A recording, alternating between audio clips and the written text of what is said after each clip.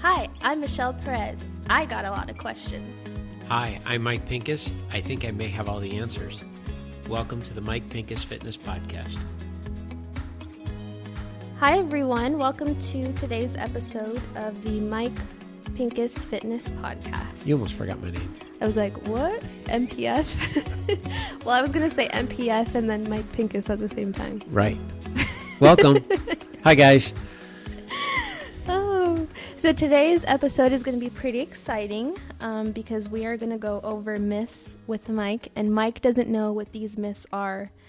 So you guys might hear him go a little bit crazy on some of these things. Apologize ahead of time. Yeah. If a word slips out, this is what sets me off probably more than anything. So go ahead. All right. Let them fly. It'll be fun. But first, I have a question for you. Yes. Why did the fitness trainer's client get a perm? I don't know. Why did the fitness trainer's client get a perm? Because the trainer said curls might help. Oh, my God.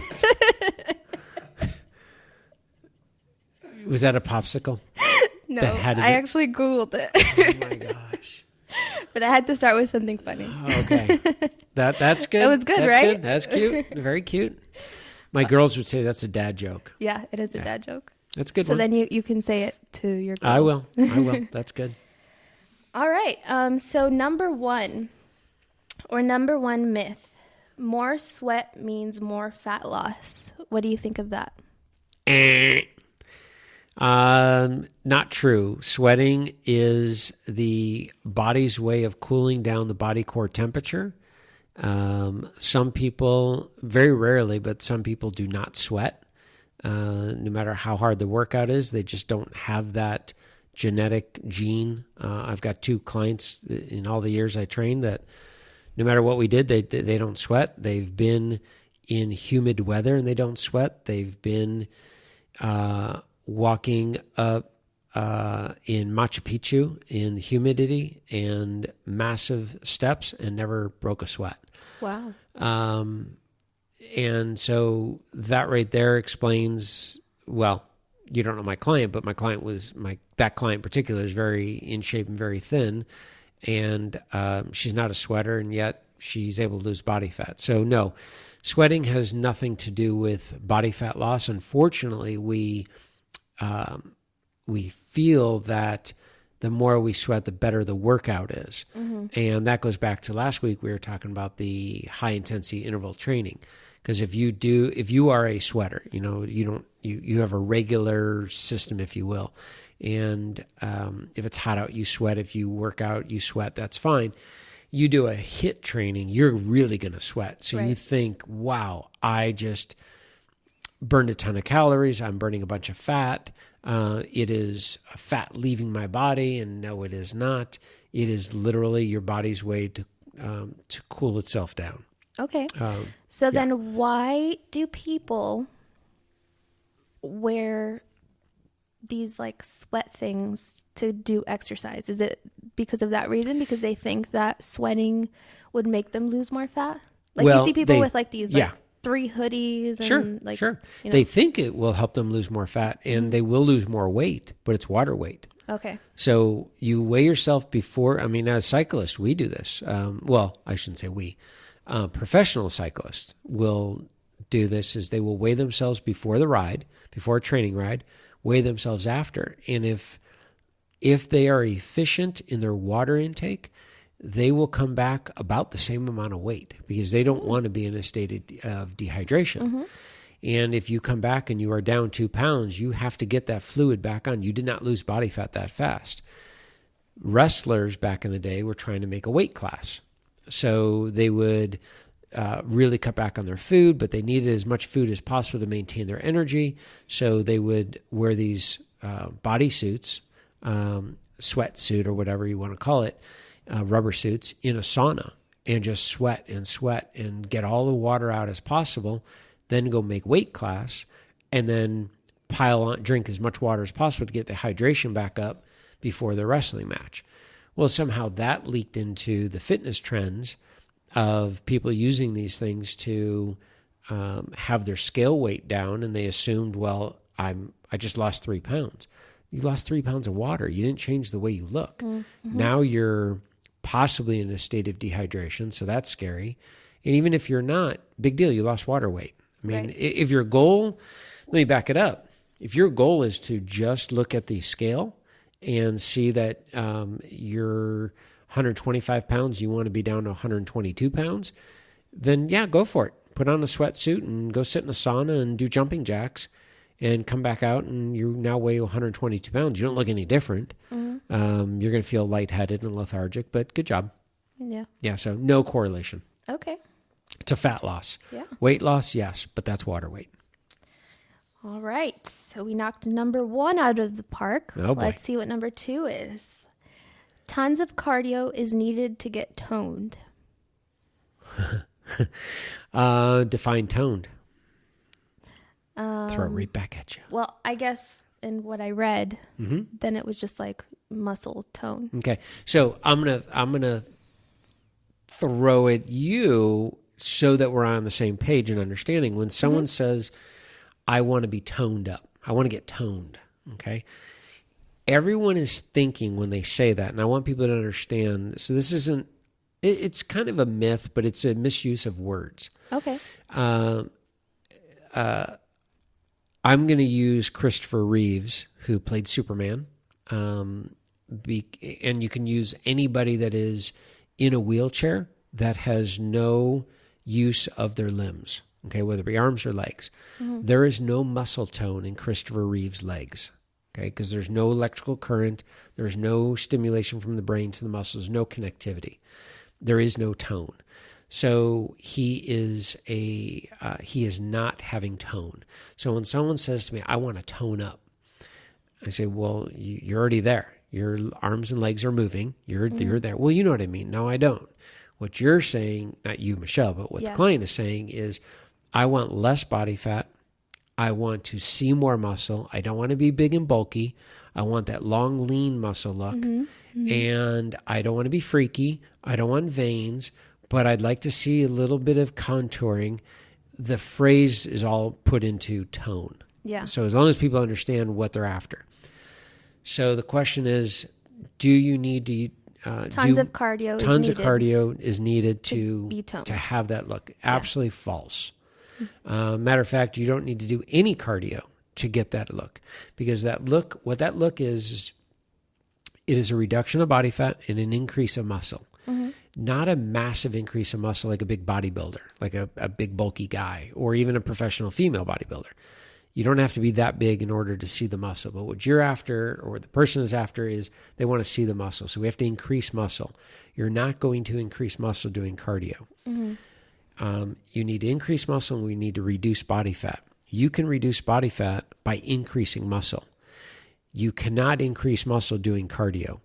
Can you reduce body fat? Sure. It's not the easiest way. The easiest way is actually by increasing muscle. So I would actually say that in order to be more toned, as the word is, you would have to increase strength training and weight training, not cardio. Okay. That's an interesting thought. I'll blow your mind on one more on this. Go ahead. Cardio is strength training, and strength training is cardio. It's all in how you do it. Mind blown. I know. Boom. If you guys could see my reaction, yeah, my eyes wait, just what? Okay, so if you're walking on a treadmill, mm-hmm. and it's 0 incline and it's 3 miles an hour, okay, and you're just walking, and we keep it, and now let's bring the pace up to walking, not running, but an actual walk, and let's take it up to, let's say you could walk 4.5 miles an hour. And now we start to bring the incline up from 0. We're now at 5%, 10%, 15%. Ultimately, we go up to 18% grade. You're not going to continue walking comfortably at 4.5 miles an hour without holding on. You're going to have to hold on because the intensity got really hard. And you're not going to be able to walk at that incline for a half hour. But if it's flat, you can walk at half hour pace. Right. So what that is at a flat pace, or a flat treadmill, 0 incline for 4.5 miles an hour, that is low intensity or low resistance, long duration. Okay, that's cardiovascular. We know that. Mm-hmm. Well, if we take a dumbbell and we put it in our hand to do a bicep curl, if I do a bicep curl with 2-pound dumbbell for 20 minutes, that's doing cardiovascular work because the intensity is very low, the resistance is very low, but it's a long duration. But if I put a 30-pound dumbbell in my hand to do a bicep curl, and I can only do 15 reps, my intensity increased, my resistance drastically increased, my duration dropped.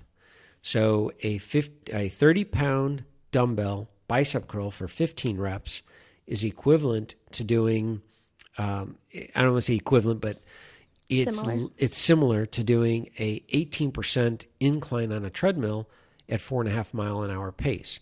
You're not going to be able to sustain both of them for a very long period of time. It may not be exact. Obviously you're going to walk more than, if a rep takes 6 seconds and multiply that by 15, you're going to walk longer than that on a treadmill, but not, you're not going to go for a half hour is the point. Yeah. So you can turn strength training into cardio, and you can turn cardio into strength training. We know as cyclists, when you are just on a flat course, out here we do lake laps, and it's fairly flat. You can just go and go and go, and it's no big deal, and there's no resistance against your body. You go uphill, you're not going to be able to go that same pace. You're not going to be able to do it for hours that you can do on a flat. Same thing with the running, as you know, with running, it's the same idea. Yeah. So interesting. Yeah, strength training is the key for fat loss.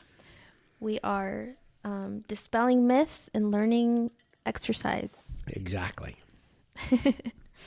All right, number 3. And we only have 5, so we're going to do these pretty quickly. Oh, we're going good. You can spot reduce fat on your body.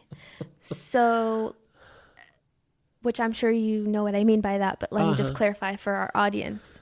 Meaning that you can lose fat from one specific part of your body and not from anywhere else.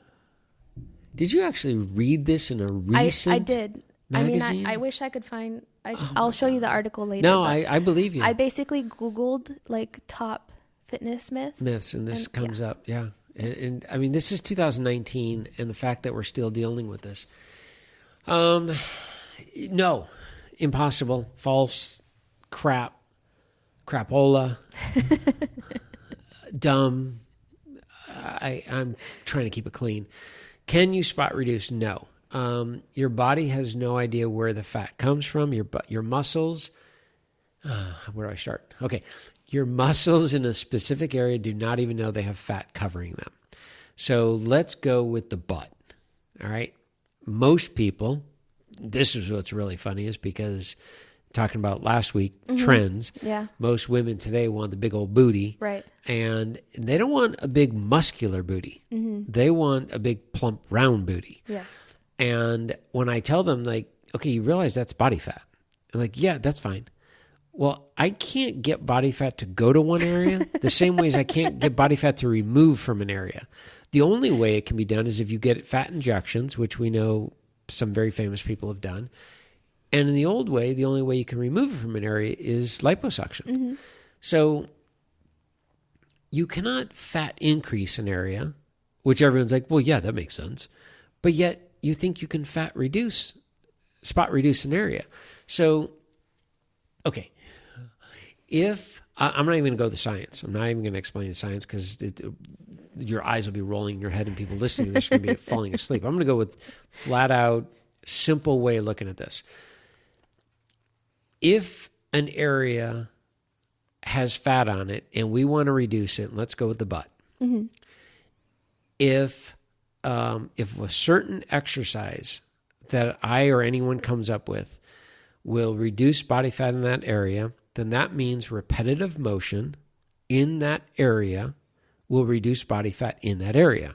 Meaning, if you have fat on your bicep, if I give you a dumbbell, you're going to do dumbbell curls, you're going to get rid of fat in that area because you're going to make that muscle, supposedly, underneath the body, underneath the fat, you're going to make that muscle stronger and bigger, and it's going to burn that body fat.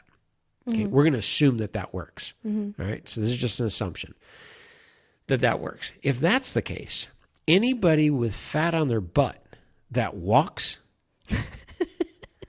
which is repetitive motion, using your butt muscles to walk, you'd have no fat on your butt. We'd have everybody with the tiniest butts.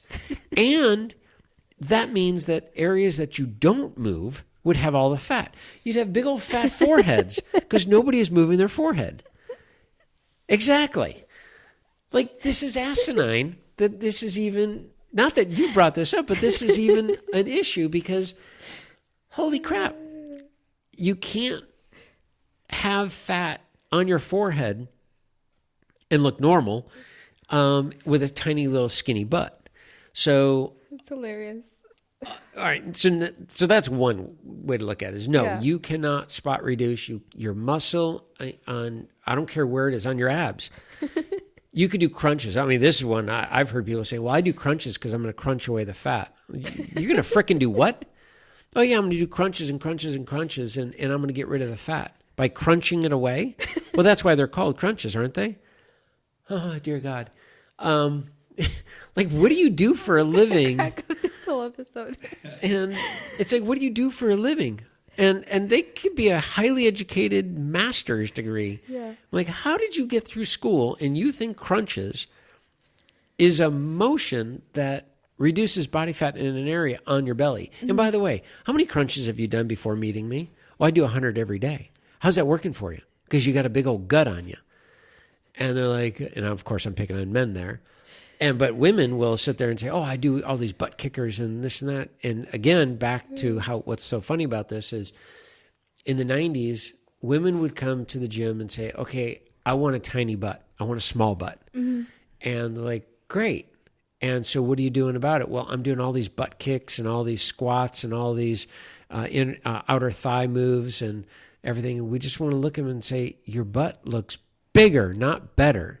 Because you built the muscle underneath. Mm-hmm. Just because you built the muscle underneath doesn't mean that body fat goes away. You just push the fat out further. So if you're a guy and you're trying to lose midsection weight, why would you even do crunches? Because now you're making those muscles in your abdomen bigger, which makes your waist bigger, not smaller. Yeah. And the guys are like, wait, what? So crunches make my waist bigger? Well, let me ask you this. If I put a dumbbell in your hand and you do a bicep curl, what's going to happen to the muscle? And I'm going to give you a hint. It's either going to get bigger, stay the same, or get smaller. And I'll give you one other hint. It's not getting smaller. They're like, stay the same? I'm like, wrong. It's going to get bigger. So if you know your bicep's going to get bigger by doing weight, you're putting weight against your abdominals. What do you think's going to happen? These big old raviolis in your abdomen, not that you eat, are getting bigger. Your waist is getting bigger. And if you look at professional bodybuilders, in the off season, they have an extremely distended belly. Right. But when they flex, they have what's called little raviolis or big raviolis, and they look amazing. They really look amazing when all the body fat's gone. Mm-hmm. Not because they sat and did crunches. They reduced their calories from the calories burned. Yeah. Oh my God. That was hilarious. Sorry. One last thing. It's because you were going like, when you explained the assumption, like it made sense. Totally. Like, everyone listening is like, yeah, he's totally right. Yeah. Wrong. Yeah. Then this is the one science that they actually did with this. And I don't want to screw this up, but I believe it was with Andre Agassi. They took a tennis player, and to prove that body fat reduction cannot be done, spot reducing can't be done, is they did a skin fold caliper on a tennis player. And I believe it was Agassi. I could be wrong, but it was definitely a professional tennis player. And when they did the measurements, tape measure around the forearm, and then they did the skin fold, they suspected that there would be less body fat. And the actuality is the body fat was the same from right arm to left arm, but as a right-handed tennis player, your right forearm is larger in circumference because there's bigger muscle. Right. But the body fat's the same. So, because again, if the muscle and the body fat communicated, anybody, a right-handed bowler would look like Popeye on the right arm, and the left arm would look like olive oil. And if you don't know who that is, Google Popeye and olive oil. I know who that is. Okay, you do, but yeah. Some don't. Oh my gosh. Okay, that was number 3.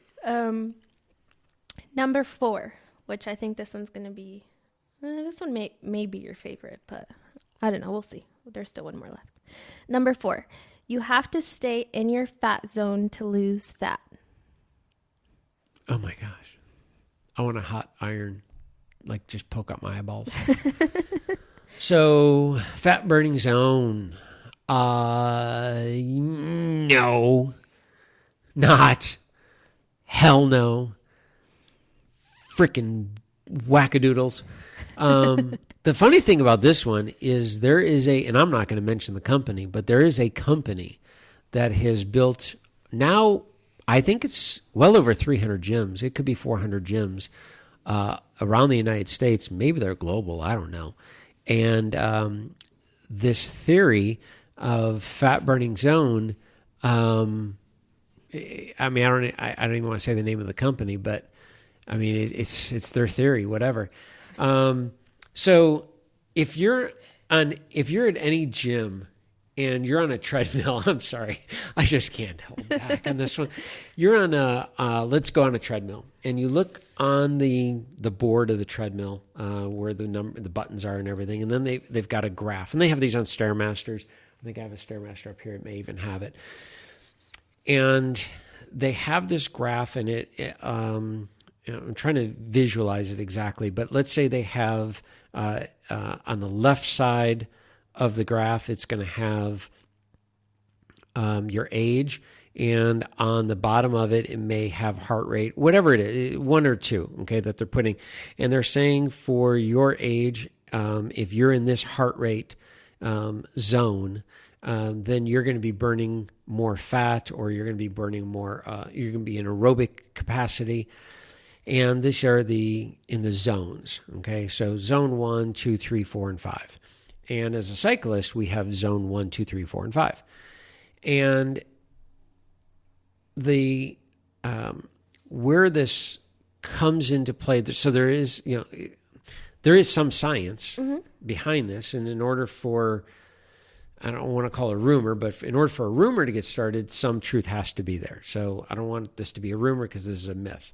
But in order for this to happen, there has to be some science behind that. And that is, if your heart rate is, let's say, between 100 and 120, that is, let's just, for number's sake, let's just call that zone 1, okay? And then zone 2 is from 120 to 130, and zone 4 is, or zone 3 is from 130 to 140. Let's just say it's like that, okay? Whatever exactly it is, doesn't matter. But in each of these zones, you're using certain fuel to be in this zone, okay? Whether it's, I mean, your fuels are, protein, carbohydrates, fat. So somewhere along the line, it came up that if you are in the fat burning zone, then you are going to burn the most amount of fat in that zone. And the truth is, you will burn a higher percentage of fat in this zone. And if you look on the graph, typically they've now somehow figured out, I don't know why they did this, but they put colors to it. So they've got green, I know there's red, I know there's orange, I know there's green, there may be yellow. And somehow this fat burning zone, they gave orange as the color. I don't know why. I don't know what their theory was behind that, but that's what they did. So you burn a higher percentage of fat calories in that zone, in that fat burning zone. But if you go up to the next zone, the red zone, the red line, red zone, you burn more absolute calories. So if your goal is to reduce body fat, the first thing you have to understand, you have to buy into, and it's not my theory, it's not my philosophy, is calories in, calories out. And if you don't believe that, then you're never going to believe what I'm going to tell you about this fat burning zone. But if you believe and understand the science behind calories in, calories out, then you want to burn off the more absolute calories. So if you burn off more absolute calories by being in the red zone, you will actually burn off more fat calories total, not a percentage wise. Yes, you will burn more percentage of fat at a lower, but we're after burning more calories total. So that's science. That's crazy. I don't understand that. Fine. Let me give you an analogy. Yes, A please. sprinter. Okay. Take an Olympic sprinter. Ben Johnson of the day. Carl Lewis. Carl Lewis wasn't a sprinter. Yeah, he was a sprinter. Usain Bolt. Rattling off sprint. Female sprinters. Anyways, Google sprinter. What's the name? I'm not sure. We're Googling sprinter names. But if you look at the physique of a sprinter, okay, their heart rate goes through the roof at the end of their sprint. They're not in a fat burning zone. They have way less body fat and way more muscle than somebody that does, I'm really sorry to say this, but somebody that does the Avon walk. And I'm not picking on the Avon walk, but I'm picking on somebody that walks a marathon. Mm-hmm. You can walk a marathon and have higher levels of body fat, yet you're in the fat burning zone because you're not in the red zone and your heart rate is elevated and you're probably entering into that fat burning zone. But if you want to have reduced body fat, drastically reduced body fat, you got to get into that higher zone than the fat burning zone. Now, that doesn't mean you have to stay in the red zone. It means you can be, that's what HIIT training is, high interval training, high intensity interval training. You can be in the lower zone up to the higher zone, back down to the orange zone. You can, bounce around. But to say that I'm going to do a longer duration, a lower intensity, lower resistance exercise, whether it's strength training or cardio, and be in my fat burning zone and get to my goal, I'm going to tell you, you're spinning your wheels. You want to get to your goal, you got to change it up, and you have to get above that fat burning zone. You got to go back down in it, back and forth.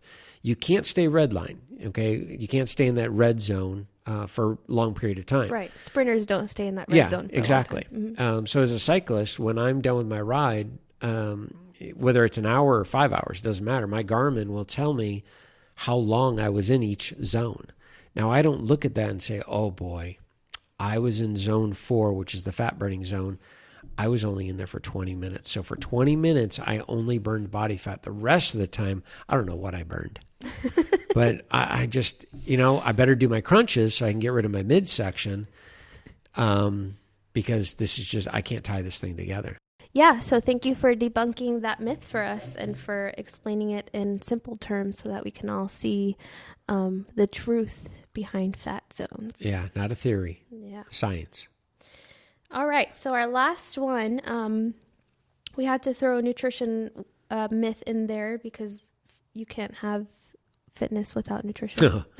They're probably bigger ones than, yeah, Yeah. those are the biggest. Okay, so this one is insane, but it's around. And it is that you have to stay away from a lot of fruit because it has a lot of sugar. Oh my gosh. I read a whole book on this, by the way, and it was ridiculous. Written by whom? The book itself wasn't solely based on fruit, but a lot of her explanation did involve not eating fruit because it had a lot of sugar. Does she have a degree? It is scary thing. She could. Yeah, I think. Let me see if I can. She has a book that a lot of famous people like Jessica Alba follow her nutrition. Yeah. Well, while you look that up, and we're not trying to throw anyone under the bus, but if we are, I'd like to be driving it. Eating fruit, God, I don't even know where to start. Hell no. Yeah, she's a nutritionist. Nutritionist, this is lovely. So, oh my gosh. I've never heard of somebody say to me, Mike, I gained 30 pounds and I've been eating fruit every day and I just can't stop. And that's why I'm gaining all this weight. One, that's not how the body works. If you're eating 3,000 calories and you're supposed to be eating 2,000 calories and the last 1,000 calories is fruit, then yeah, you can make the claim that fruit put weight on you. because your limit was 2,000. You went to 3,000, and the last 1,000 was all fruit. But then again, you could possibly say the first 1,000 was the Twinkies, and who knows? So the fact that fruit is sugar, it is sugar, and it came from the earth, and it was, however you believe that it evolved or it was created, it was put on earth, and it was put on this planet for us to consume. It was not manufactured. There was no sugar added to it. It is nature's sweetness. If you eat a lot of fruit, I tell you what, somebody that says that, eating fruit makes you gain weight, I like to see the results. Actually, I don't want to see it, but I don't even want to hear it. Tell me what happens when you eat a pound of cherries, and you tell me what happens to your system, the amount of fiber that you're consuming with all of this sugar. So yeah, you don't want to be consuming sugar. And let's say fruit has, I don't know, let's just say it's got 150 grams of sugar, and you can't compare that to something else that's 150 grams of sugar without fiber.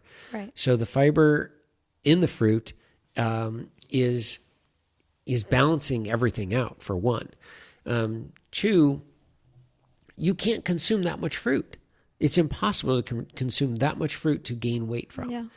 Plus the fiber from it makes you full. Oh, completely. Yeah. I mean, the simple fact is, if you were to make a big bowl of fruit, and let's say you were to take 500 calories of fruit, okay, whatever fruit you want, put it in a bowl, 500 calories, and then you were to eat a sandwich, that's 500 calories. You will plow through that sandwich, no problem. You'd be hard pressed to get through that 500 calories of fruit. There is a lot of fiber in there, and you're going to be really hard pressed to make it through.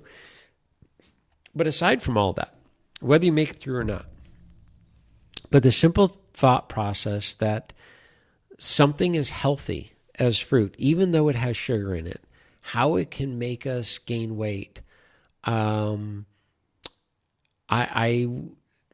show me a research study. And to my knowledge, there is no proven study that fruit will make you gain weight. So if I'm allowed 2,500 calories a day, and if I were to eat 2,500 calories of fruit, this nutritionist would tell me that I will gain weight. Because you're eating too much sugar. Because I'm eating too much sugar. But so then they're not buying into calories in, calories out. Yeah. They can't. So if I'm allowed 2,500 calories a day, and we know that I burn off 2,500, and therefore if I eat 2,500, I'm at what's called maintenance. But if I eat 2,000 calories of fruit, she's telling me that I will gain weight. I'm saying I will lose weight because I'm in a 500 calorie deficit. How's she going to argue that one? That's calories in, calories out. So no, you cannot gain body fat. You cannot gain weight by eating fruit. Unless your calories are up. The other thing that I wanted to bring up, and this is like a true extreme, but I believe there's an athlete that he ate only bananas for a while. Jonathan, I think, knows who I'm talking about. He was a cyclist. He was a cyclist, I believe. Let's see. I've not heard of that one. But yeah, the ideas that people will come up with in trying to point the finger at something other than the simple calories in, calories out, sensible workouts, all of these different things that people want to find excuses for why we are overweight and out of shape. It's endless, and it'll continue. I mean, there's the whole white rice. There's a whole nother myth there that you can't eat white rice. Yeah. And really, there's a whole continent eating white rice, and they don't have any problem. They didn't have any sign of obesity till McDonald's entered. Yeah. And that's been proven. There was a professional bodybuilder who was diabetic, and I think he was from Brazil. This was late 80s. He would come to Chicago and he would work out in the gym I worked at. And his diet was 90% of his diet, without exaggerating, was white rice. And coming towards the end of the show, when he would compete, it was white rice and plain fish. And I can remember, if I can remember, I'll pull it up for another podcast. And this was a professional bodybuilder. Yeah. I mean, I'm excited. Hopefully we can turn this into a series, because there's just so many myths out there that we can talk about. Yeah. But I'm excited to hear what other crazy things people are coming up with. And for that in mind, anyone that is following us on Facebook or Instagram, please leave a comment of, hey, what about this myth? And we'll try to cover it, because, you and I can only Google so many. That's true. Yeah, so thank you for giving your insight and for keeping it pretty clean. I'm sorry, I tried. And thanks for tuning in, guys. We'll talk to you next time. Thanks, guys. Thanks for listening.